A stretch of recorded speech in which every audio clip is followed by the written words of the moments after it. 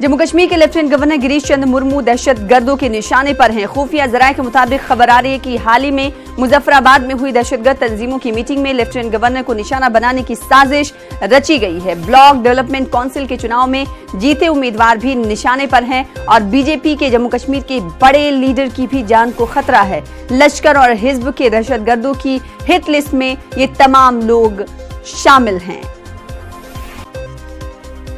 तो जम्मू कश्मीर के lieutenant governor Girish Chandra Murmu दहशतगर्दों के निशाने पर हैं। इसके अलावा अगर बात करें जम्मू कश्मीर के कुछ ऐसे लीडर जो सरगर्म रहते हैं वो भी इस लिस्ट में शामिल किए गए हैं। इस हवाले से मजीद अपडेट हासिल करेंगे। हमारे साथ हमारे नुमाइंदे शंकर आनंद जुड़ रहे हैं। शंकर आनंद, जराये के हवाले से ये खबर है, कितनी पुख्ता खबर है और अलर्ट तो जारी कर दिया गया है?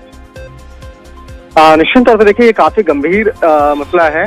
जिस तरह से केंद्रीय खुफिया एजेंसी आईबी को जानकारी मिली थी कि जम्मू कश्मीर के उपराज्यपाल गिरीश चंद्र मुर्मू पर आतंकी हमला कर सकते हैं और बाकायदा वो इस मामले पर लगातार कई बार इस मामले को लेकर चर्चा कर रहे हैं। हालांकि इनको जम्मू कश्मीर का उपराज्यपाल बने हुए ज्यादा वक्त नहीं गुजरा है, लेकिन ये सभी आतंकियों के बीच में जो आपस में बातचीत हुई थी और जिस तरह से बाकायदा उन्होंने एक ऐलान भी किया था, हालांकि ये सब कुछ टेक्निकल सर्विलांस के जरिए बाकायदा आईबी को जानकारी मिली थी कि वो लोग आपस में बातचीत कर रहे हैं और बाकायदा इस बात का भी जिक्र कर रहे थे कि ये काफी जिस तरह से धारा 370 समाप्त किया जम्मू कश्मीर में, उसके ये ब्रेन चाइल्ड कहलाए जा रहे हैं और इनको वहां पर जम्मू कश्मीर में धारा 370 समाप्त करवाने में इनकी काफी महत्वपूर्ण भूमिका रही है।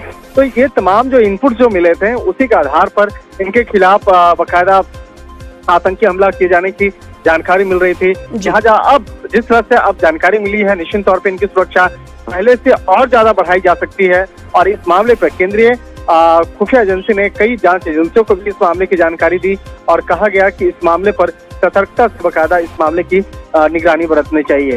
हालांकि जम्मू कश्मीर का अगर बात करें तो जम्मू कश्मीर अपने आप में काफी सेंसिटिव जगह बना हुआ है और जिस तरह से जम्मू कश्मीर में शांति व्यवस्था को और बेहतर बनाने की कोशिशें की जा रही हैं, लिहाजा इसी बात को ध्यान में रखते हुए और ज्यादा इनके खिलाफ एक आतंकियों में बौखलाहट कहा जा सकता है, क्योंकि जब से इन्होंने वहां पे पद संभाला है उपराज्यपाल का, उसके बाद कोशिश की जा रही कि वहाँ ज्यादा से ज्यादा डेवलपमेंट हो, ज्यादा से विकास होने के साथ साथ वहाँ की जो शांति व्यवस्था है वो ज्यादा कायम हो।